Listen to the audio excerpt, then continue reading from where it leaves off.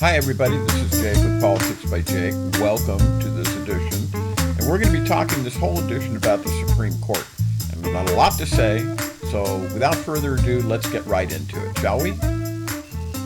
So unfortunately, we have to talk more about the Supreme Court and some of the justices on it. And of course, you know, we have done this before, but we're going to do so now because we've got some issues. One of them is with the Supreme Court and the recent decision in Alexander versus South Carolina NAACP, which is basically about it's about gerrymandering and whether it was a racial gerrymandering. And that's what the NAACP brought the case about, and they ruled against them. This was 6-3 supermajority opinion against the local NAACP there in South Carolina.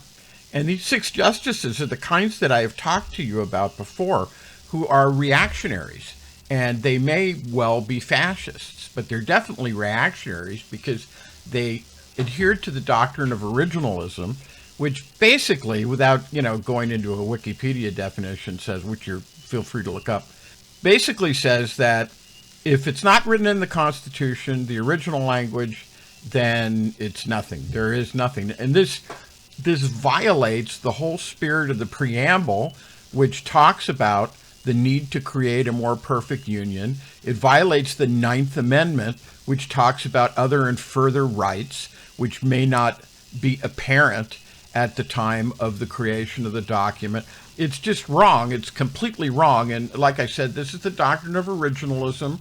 It's twin brother doctrine of textualism, which is, exactly what the words say, and that's it, exactly what they meant. This, wipes out. It's so stupid. I mean, I just can't believe that it exists, but it does. And this is what we need to talk to you about, because I know that you're not aware of these things, and it's my job to talk to you about these things.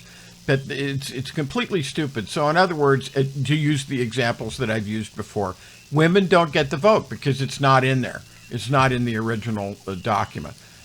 Chattel slavery is okay. So all of the African Americans have to be reverted to slavery again. I mean, and there are other examples, but this is just completely stupid.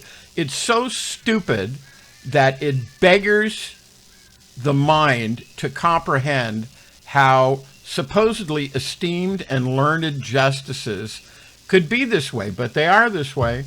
You have one of them, Justice Clarence Thomas, who is just, he's just always been an unfortunate, you can't say anything else except that he's an unfortunate addition to the Supreme Court. He's a tremendously angry man. There's a lot of evidence to make the proffer, and a proffer is an evidentiary thing. So in other words, like if you're in front of the judge and the judge says, like was the case with the January 6th filings that Trump did, 61 of them, and there was no evidence. There was no reason to bring the case forward. And what the judge will typically do in circumstances like this, where the case doesn't seem founded on anything, because an attorney or any party that signs on an action is basically making a good faith allegation that he believes that the statements that he's making and the relief that he is seeking is based on fact. So the judge is going to want to know if there's any facts. And so typically, especially when you have a situation where there just doesn't seem to be any basis for proceeding the case, the judges don't want to clog up the courts with a waste of time. And so they will talk to the attorney, in open court and say, well, if I were to allow this case to go on, what is the evidence? And this is because you haven't adduced it yet, because you're still at the pleading stage. And so you make what is called a proffer, Proffer. And sometimes it's called an evidentiary proffer. And an evidentiary proffer is basically telling you, well, this is what we have right now, and this is what we're going to show. And if the judge thinks that sounds good, and they really lean in the direction of allowing the case to go forward, they really do, which is what speaks about all of the Trump cases, because not one of the judges felt that there was any evidence that made continuing the case worthwhile. And like I said, you can say what you want about conspiracies. The reactionary and fascist right will always have their dupes and their lackeys talking about how all the judges are corrupt. Well, I mean, some of the judges are, and this is part of what we're talking about now. But it's typical procedure in a case at the beginning of it, if the judge looks at the case and thinks there's a problem with it, to ask the person or the attorney who has brought the case for a proffer. And in this particular situation, there's a lot of evidence to make a proffer if you were going to do so. Speaking hypothetically, that Thomas's wife is not only an election denier, but she supported the violent coup of January 6th. There are many texts of hers that clearly indicates that this was the way she felt, which makes her a fascist. And again, remember the PB&J working definition of fascism, and I'm not going to do the Gentile 1922 definition of it, which I could, but I just, for the purpose of what we're talking about, we're going to take it that. Number one, reactionary beliefs, okay, backward beliefs. Women should not have suffrage, which means they shouldn't be allowed to vote. The African Americans, they should become slaves again. This is an example of reactionary thinking, okay? And so it's reactionary beliefs fused with violence in the person. So in other words, either the person themselves is committing violence in support of their reactionary or ultra-reactionary beliefs, or they are in support for violence being committed in that cause, if in fact the person is not violent themselves. And this makes Thomas and Alito problematic problematic additions to the court in any event, okay? Because Alito's clearly a reactionary. We're going to, talk about this ridiculous stuff with the flag and how he's prevaricating, hemming and hawing, and doing the two-step to try to explain his way out of the incredible problem with the fact that there were flags hanging outside not only his one house, but his other homes that are basically flags that promote violence against the United States. So it's the appearance of prejudice, and this is really the thing.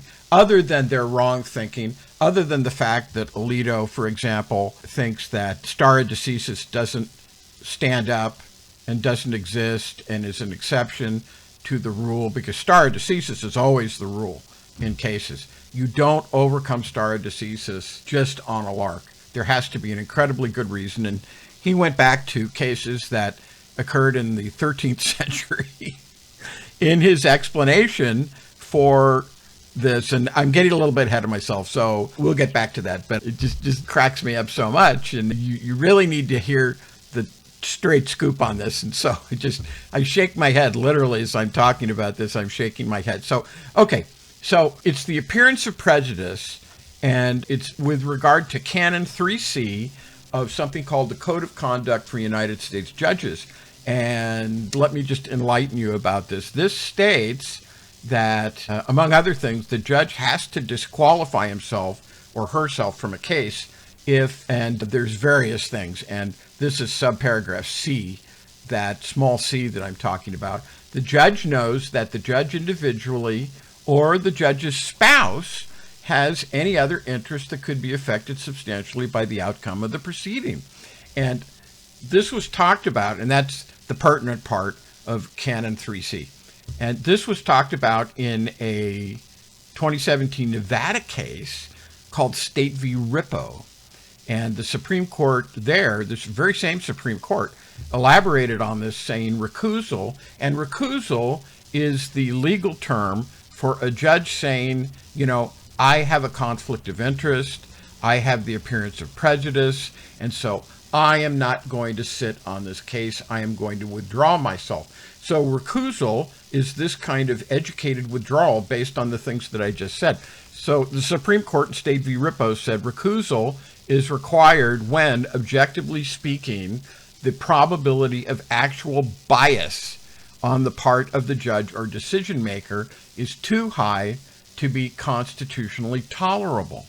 So now, in order to do what I think is a pleasant segue, and I hope you all enjoy it, as much as I do, I'm going to put in here from the original recording, a song from Guys and Dolls, and the name of the song is Guys and Dolls. And I want you to listen to it carefully because it talks about something that is just really important to understand with regard to Upside Down Sam Alito and Clarence Thomas and the issue of their spouses and their need to recuse themselves in some of these cases. When you see a guy reach for stars in the sky, you can bet that he's doing it for some doll. When you spot a John waiting out in the rain, chances are he's insane, as only a John can be for a Jane. When you meet a gent paying all kinds of rent for a flat that could flatten the Taj Mahal. Call it sad, call it funny, but it's better than even money that the guy's only doing it for some doll.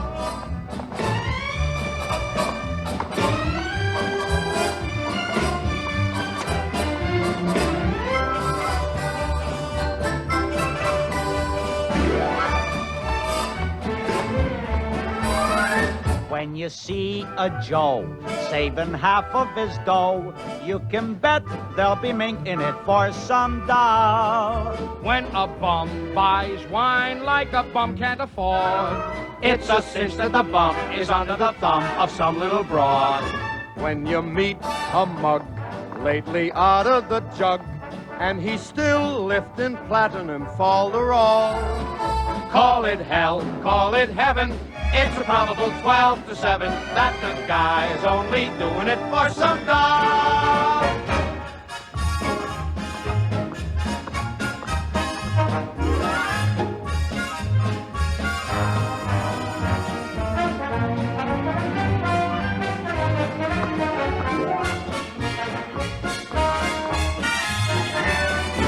When you see a sport and his cash has run short, you can bet he's been blowing it on some doll. When a guy wears tails with the front gleaming white, who the heck do you think he's tickling pink on Saturday night? When some lazy slob gets a good steady job, and he smells from Vitalis and Barbasol. Call it dumb, call it clever, but you can give odds forever that the guy's only doing it for some doll, some doll, some doll. The guy's only doing it for some doll.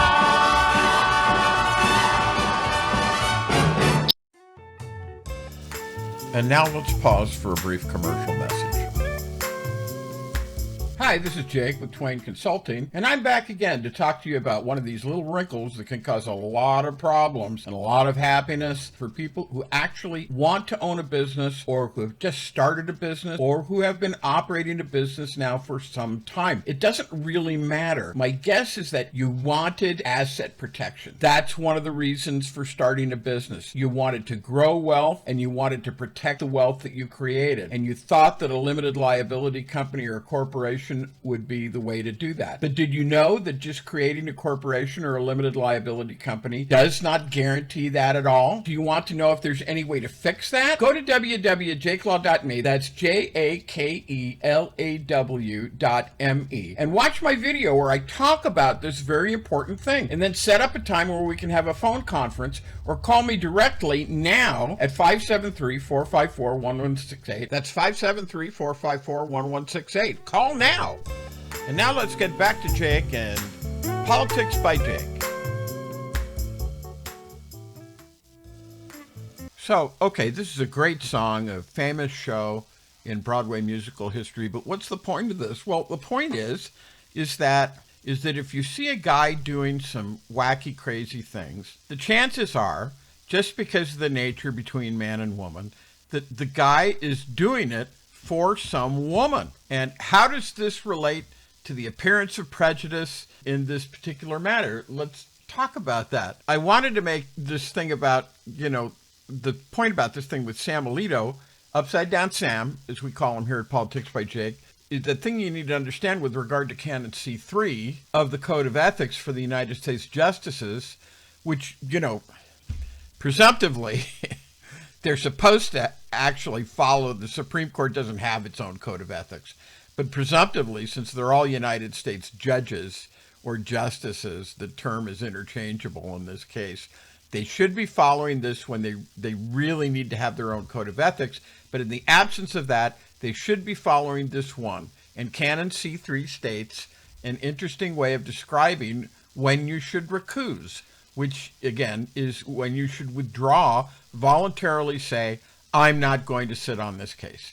And I think it's the same kind of thing that was created so it could give justices an out to say this, because the idea of it has changed. It used to be the appearance of prejudice, and that's the way it used to be written in the rules.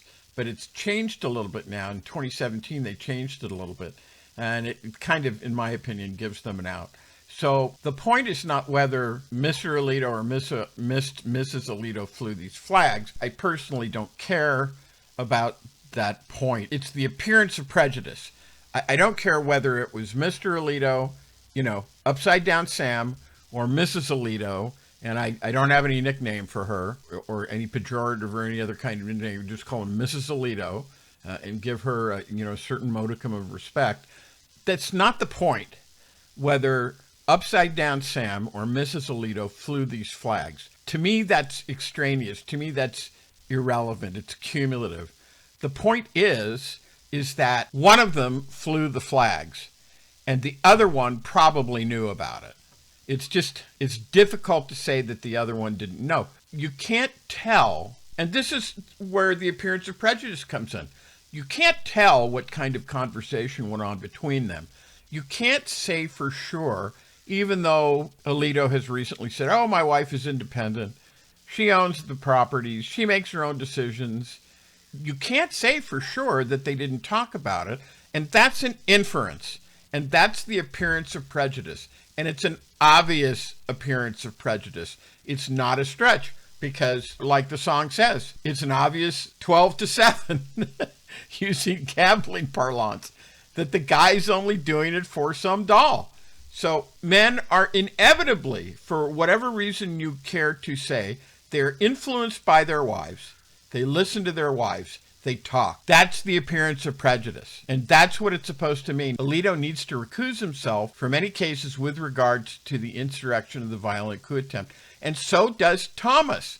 And for the very same reason, because Ginny, his wife, was sending texts supporting the insurrection and supporting, she sent a bunch of them to Stephen Miller, for example, and supporting Trump, who wanted to, obviously wanted to overthrow the government. We don't know, and we probably will never know, even if Thomas or both the Thomases are subpoenaed to a hearing to testify about this. We will never know what they said in between themselves. And that's the problem, because the guy's only doing it for some doll or some gal or some woman who he cares about and he loves and he has a relationship with. Because you inevitably, inexorably, unavoidably have the appearance of prejudice, and for that reason they both must recuse themselves. And I say this knowing that they won't, and what can you say about it? He says, Amy Coney Barrett is like this. It says if it contradicts the Bible, and I think you have, that's Amy Coney Barrett, and then you have Upside Down Sam, and he's quoting cases and sources from the 1200s, and basically what his reasoning is on that, if you read Dobbs v. Jackson, is he's saying that Roe v. Wade, and this is kind of an inference, he doesn't really come right out and say this, but he says it in so many words. He says Roe v. Wade was an aberration. I'm interpolating here. I'm not quoting.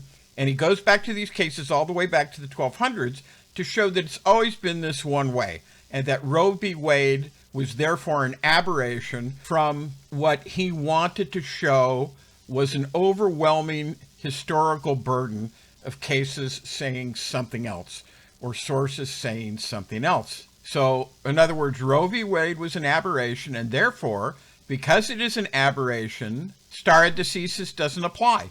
It's not a factor. And this is completely wrong. And this is the thing that you need to be looking at.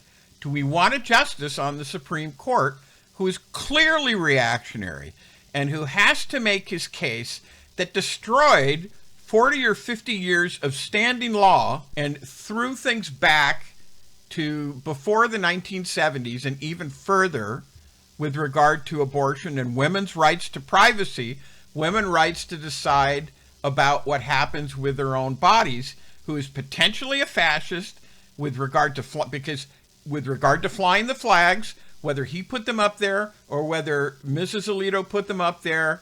He said nothing about it. He allowed them, and he excuses himself because he has a wife. My wife is independent. She owns the property. She can do what she wants. And also Thomas, who had a wife who was aggressively supporting Trump, aggressively supporting by texting the coup attempt, the violent coup attempt. That's the appearance of prejudice, in my opinion. We don't want justices, whatever they do off the court. Thomas is an embarrassment. Alito is just weird.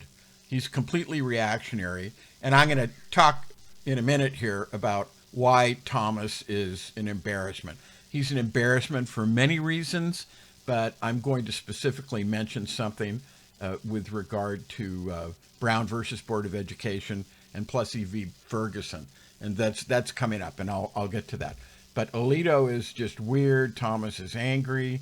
They're both clearly reactionary. They're not progressive. The Constitution is clearly a progressive document. The concept of originalism and textualism are judicial constitutional heresies, and yet they are allowed and everybody winks at them. And if they think this is the way it is, they shouldn't, number one, they shouldn't be on the court. But number two, they absolutely positively should not be hearing cases and sitting on cases to decide something that happened that their wives are clearly in support of, in not in a passive way, but as far as action, the hanging of the flags, the texts supporting the violent coup and overthrow, and this, they should not be on the court. They should not be on the court for that. And if they remain on the court, which, they're going to, because they're not going to recuse themselves. Alito has just already laughed about this with reporters and said, of course he's not going to recuse himself. They should not be on the court, and they shouldn't listen to these cases. And this is Politics by Jake. And we're going to go on about this after the break, okay? This is Politics by Jake. And now let's pause for a brief commercial message. Hi, this is Jake with Twain Consulting, and I'm back. And what I want to talk to you about now is something I call virtual invisibility. No, not literal comic book type invisibility. What I am talking about is a practical invisibility, a kind of invisibility where you cannot be seen, where your personal transactions are shielded, where your business affairs are hidden from prying eyes, where a purchase of certain items is far less likely to be able to be found out by persons who have an intent to do you and your loved ones harm, the kind that results in the preservation and the protection of your personal assets, your business assets, all for your benefit and the benefit of your loved ones, the ones you are doing all this for in the first place. That's virtual invisibility. Crazy, you say? No, this exists. It's a thing. Want to know more? Contact me either at my website, www.jakelaw.me, or call me direct at 573-454-1168. Do it now. Become invisible now. And now let's get back to Jake and Politics by Jake.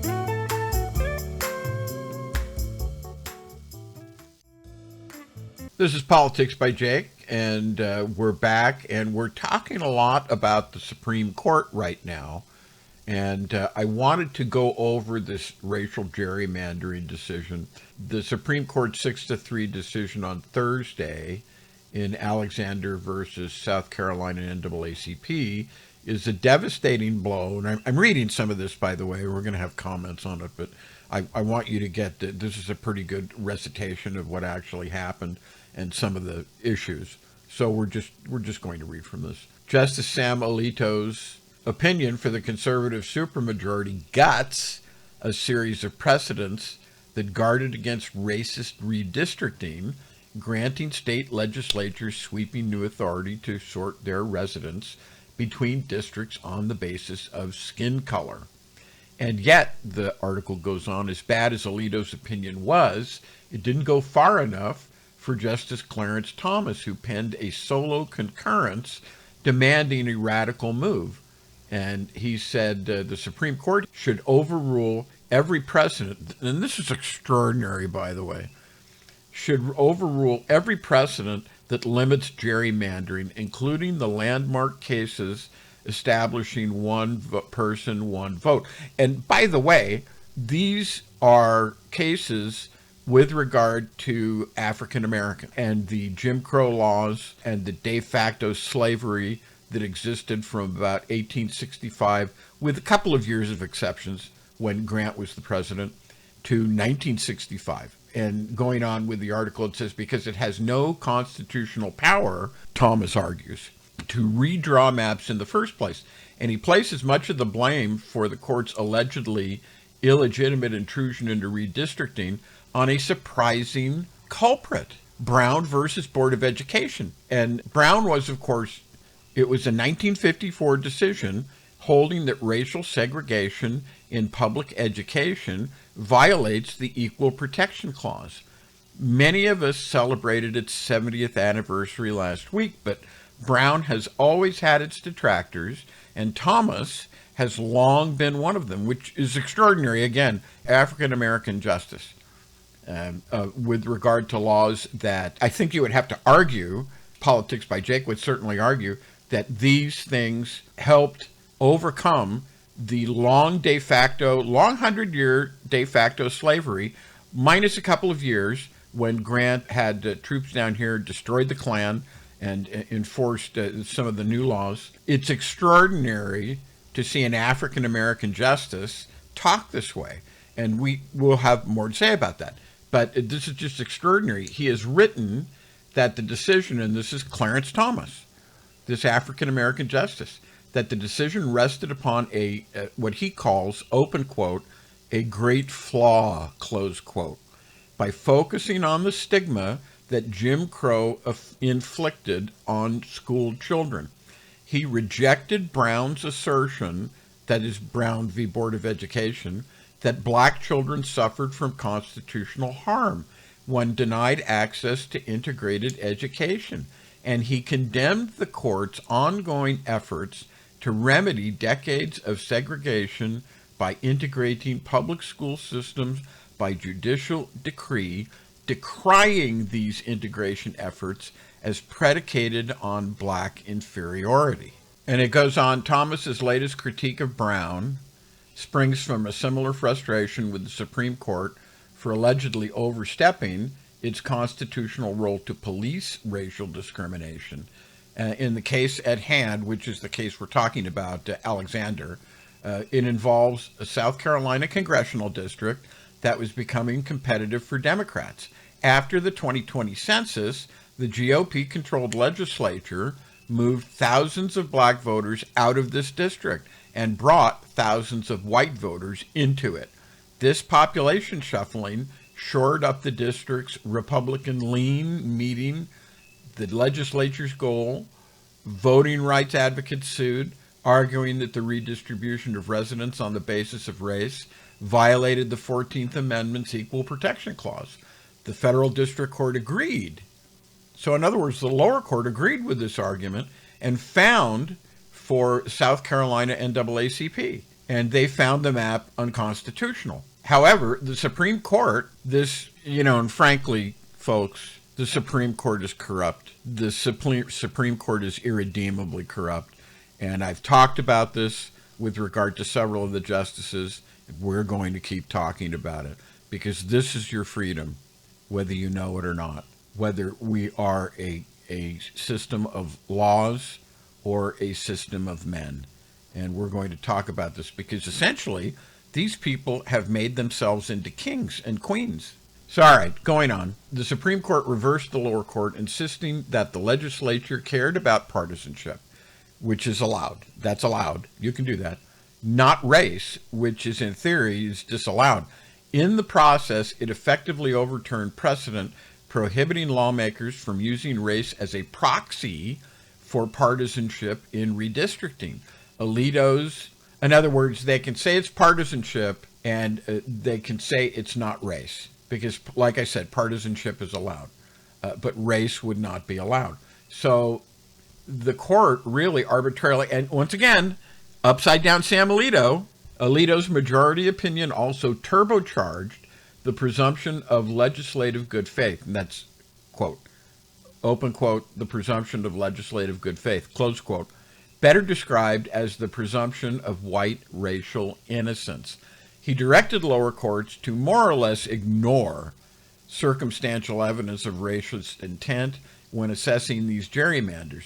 The result is a new, nearly insurmountable, we're going to talk about this because this is problematic, and it goes to what we talked about in State v. Rippo and Canon C3 of the Judicial Code of Ethics for United States judges. The result is nearly an insurmountable bar for victims of racial gerrymandering. It will be virtually impossible for any plaintiff to prove that lawmakers targeted them because of their race rather than their assumed political beliefs.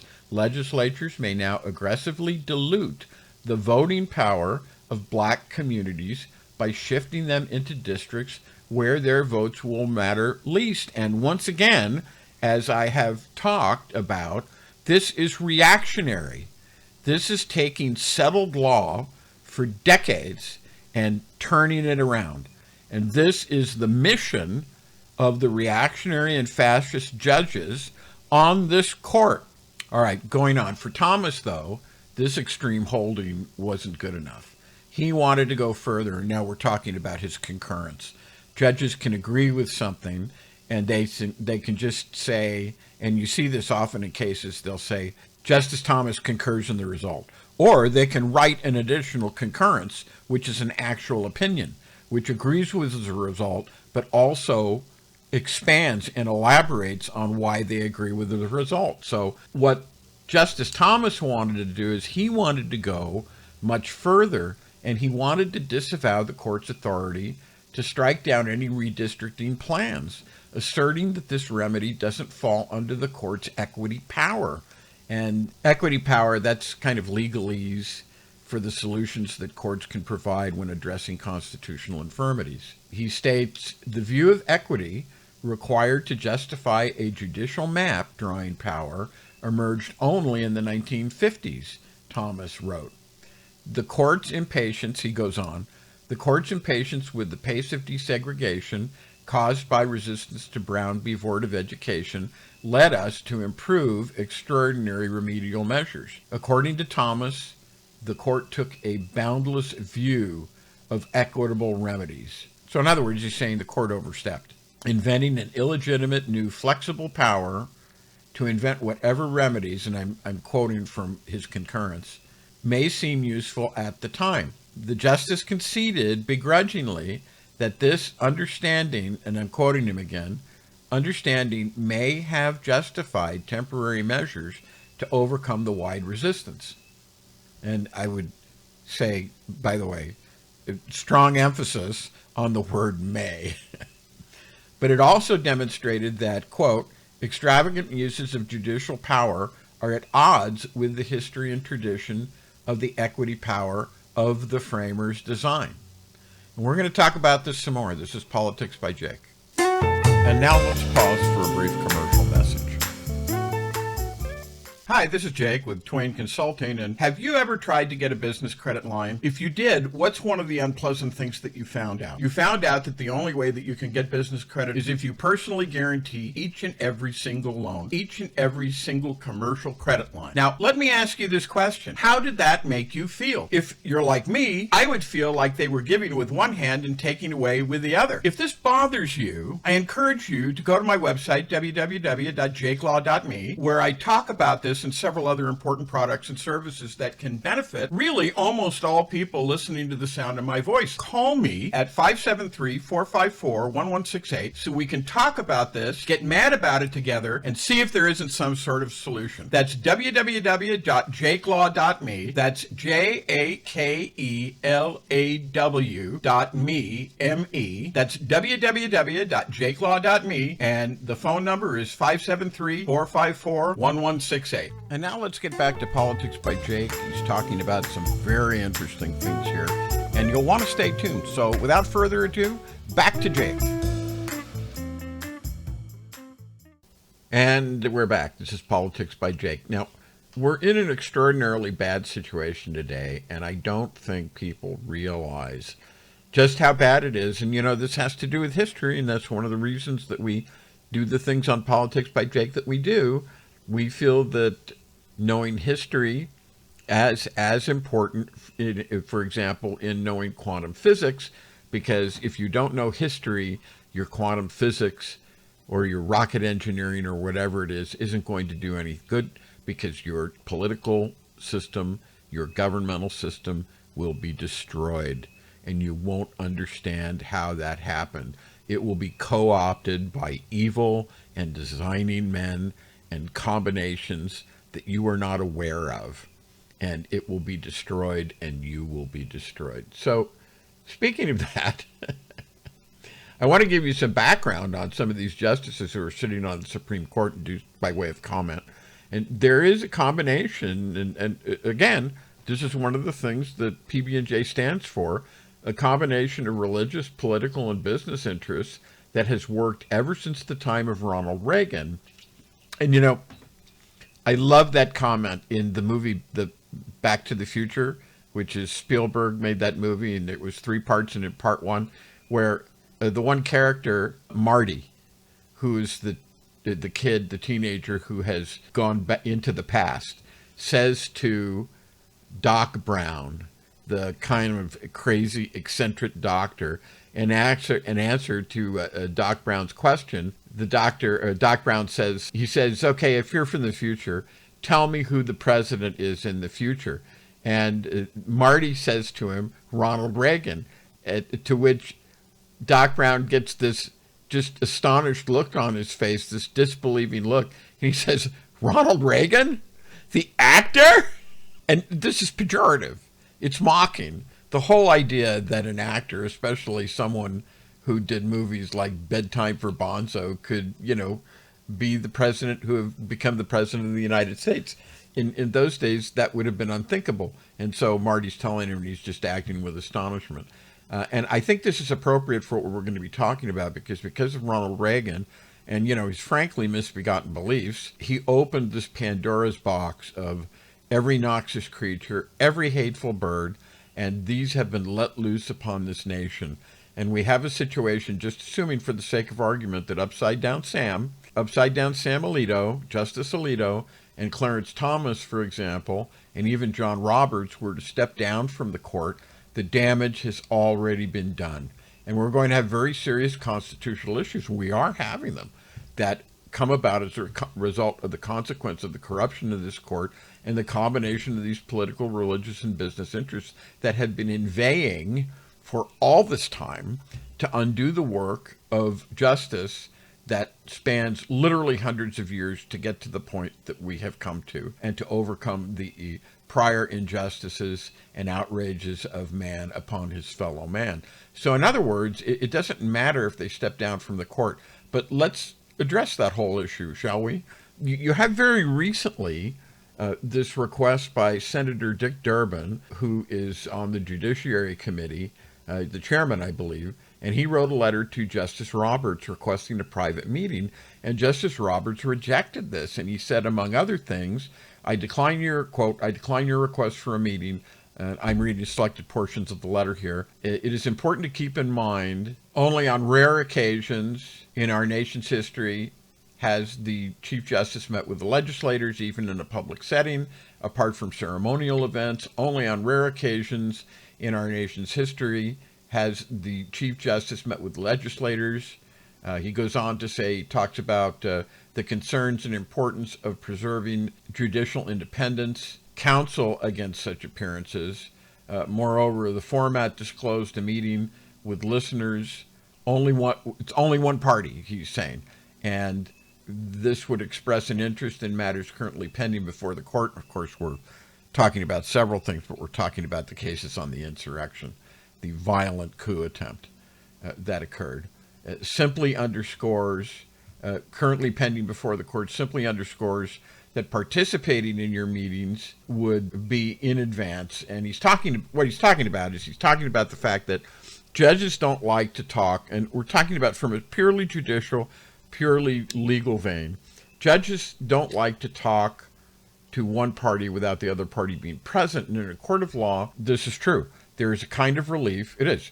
There's a kind of relief that you get, and it's called ex parte relief, that you can get from a judge, which literally means ex parte is Latin. It means out of one part, which implies that the other part is not there.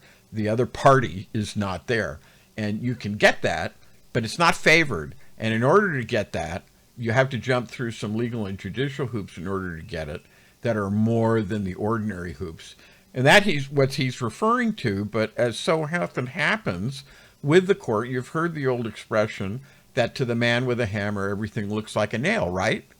He's obfuscating. That's what he's doing. He's trying to frame this not as a political matter, but as like one branch of government talking to the other, which is okay.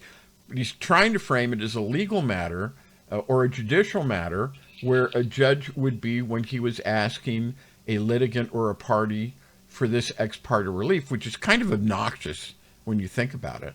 So what he's doing is hiding behind the concept of separation of powers, but the fact of the matter is that he's not being subpoenaed.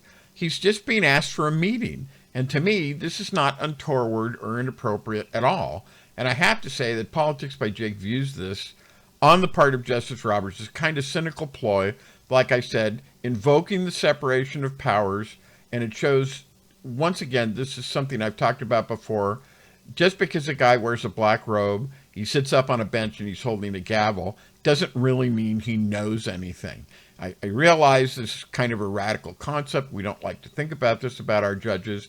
But in my 30 years of legal experience, I have certainly found out that this has been true. We take this with a grain of salt in a way because, he knows something. But for example, you have judges like Eileen Cannon on the Trump documents case down in Miami, who's incredibly corrupt and whose prior experience was actually of something like a yoga dance instructor. I think that's what she was before she became a judge. And the fact of the matter is that all these judges are monetarily compromised. They are corrupt. Certainly Alito is, certainly Roberts is, and they were put on the court, and this is the premise, they were put on the court using the semblance or ostensibility of regular order in order to do things that this combination wanted done. And we've talked about how, and it has its genesis, I say it goes back to the late 40s, but it has its genesis, you can definitely go back to the time of Ronald Reagan. And these justices were put on the court because they certain things were wanted to be done. For Roberts, for example, his job was to allow more money into politics. We've talked before about how Amy Coney Barrett's job was to destroy Roe v. Wade. And this is basically the way it is with all of them. So I think they're corrupt. I think they're monetarily corrupt, definitely. I think they've taken emoluments. I think they've taken, in essence, they've taken bribes, and that they forfeited this right to talk to the head of the Judiciary Committee, the chairman of the Judiciary Committee, about such an exalted doctrine as separation of powers. And it's just phony. It's a thin lie. Now, let's talk just a little bit about the separation of powers. This concept was created by the framers of the Constitution. The powers are separate. There's the executive, there's the judicial, and there's the legislative. And the intended goal of this doctrine was that not only those branches of government, or I should say only those branches of government, have the ability to wield those powers, that the Constitution invested in them. But where the problem arises is that the men who wield that power were always meant to try to resolve and to compromise with the greater good of the United States of America in mind. As maudlin and as wacky and as crazy as and perhaps as impossible as that seems anymore in the context of what we saw in Roberts' response to Durbin. And so you have this amazing thing where Roberts' answer to Durbin's well-intentioned and entirely appropriate and non-threatening, that is, to someone who has nothing to hide, is make me. I dare you. Make me. And this is Politics by Jake. And now here's a word from one of our sponsors, Twain Consulting. Hi, I'm Jake with Twain Consulting. For my great product, Get It in Writing. Did you know that the Wall Street Journal, Entrepreneur, Inc., all prominent business periodicals say that 80% or more of all businesses are operating without the proper stable of business forms, and that there are 10 absolutely positively essential business forms that businesses should have, but that they don't have? As a business owner, do you want to avoid growing pains in your business? Do you want to minimize client confusion, missed opportunities, bad business dealings, lawsuits? Well, that is what Get in Writing is designed to do. This program is designed to keep you out of trouble, streamline your business, and make you more profitable. If you were to go out and buy all these forms individually, you could wind up spending more than $25,000. $25,000! Amazing! But if you take advantage of this opportunity, you will spend far, far less than even $1,000. Go to my website now, www.jakelaw.me, or call me now at 573-454-1168. Call now! Save now! And now let's get back to Jake and Politics by Jake.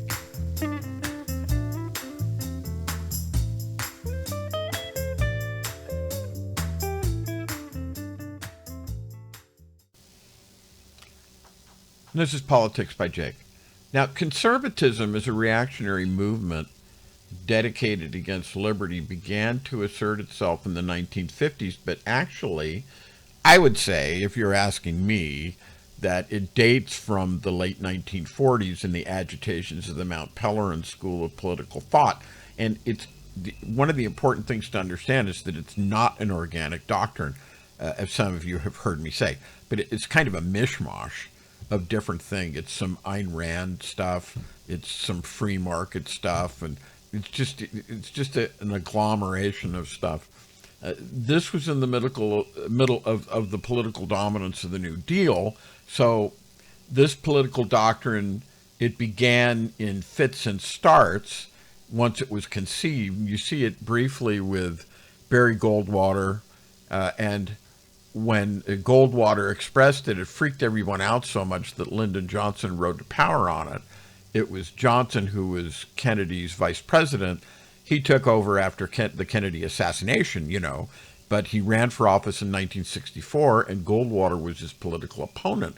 And it was Goldwater, and this is part of what freaked everybody out so much, who advocated the use of nuclear weapons. And this was so bad that for a political cycle, and just one, which is in itself, that's kind of amazing, this brand of conservatism just didn't have a lot of good play with mainstream America.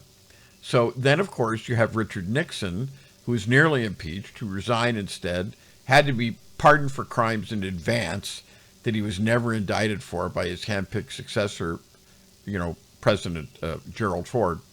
But in 1980, after a problematic, and that's putting it mildly, presidency of Jimmy Carter, along comes Ronald Reagan, or as PB&J likes to refer to him, Saint Ronnie the actor.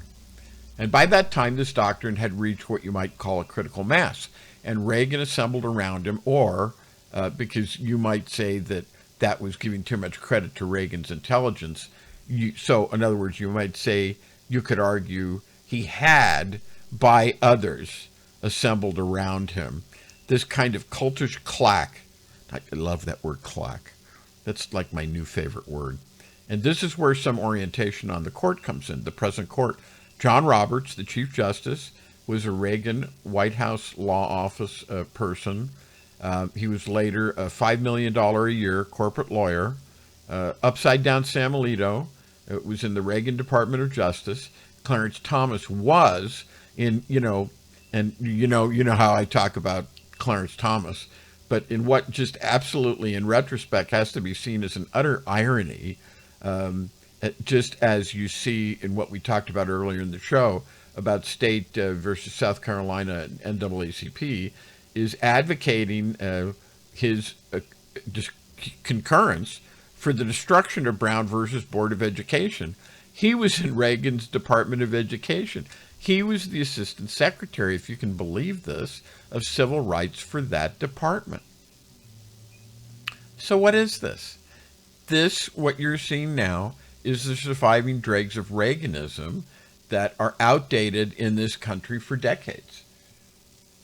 And by the way, I want to say more about this with regard to the corruption of the Supreme Court and how grotesque it is for John Roberts to talk about the separation of state of powers and how it's inappropriate to do this. And this is just rank hypocrisy because Alito, for example, took fishing trips. Scalia took hunting trips to lodges.